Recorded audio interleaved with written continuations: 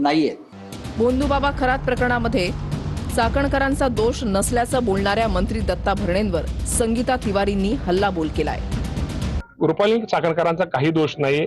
शेवटी माणूस आपला किती झाला तर हिंदू माणूस काढलाय, आपल्याला एक काही असलं एक थोडं आपण रस्त्याने ते काय स्वतःहून गेले, कुठं कार्यक्रमाच्या निमित्तानं गेले असतील, महाराजांचं दर्शन झालं असेल किंवा तिथं ते भेटले असतील किंवा त्यानंतर काय शेवटी आपण कोणाला तरी गुरु मानतो, हे झालं असेल। त्यात रुपालीताई चाकणकरांचा कुठलाही दोष किंवा त्यात त्यांची कुठलीही चाकणकरताईंची चूक नाहीये। त्यामुळे या बाबतीमध्ये असं आता समजा मला तुम्ही कुठे चला म्हणून मी येतो, काही अडचण नाही।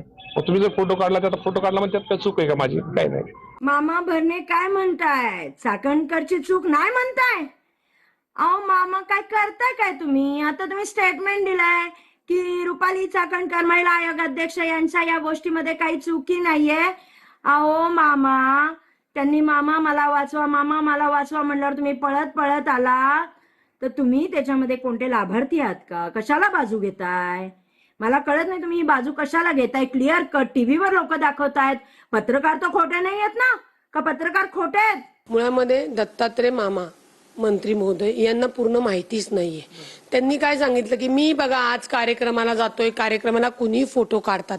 निश्चित एखादा सेलिब्रिटी, एखादा राजकीय नेता जेव्हा कुठल्या कार्यक्रमाला जातो कुणी फोटो काढतात, पण कुणीही आपल्या लेटर हेडवर मंत्रीपदाच्या पत्रावर संविधानिक बसलेल्या पदावर त्याला पत्र देत नाही। भरणे मामांना माहितीच खोटी आहे, पूर्ण माहिती भरणे मामांनी घेतलेली नाहीये, म्हणून त्यांच्याकडनं चुकून ते वक्तव्य झालेलं आहे असं मी म्हणेल।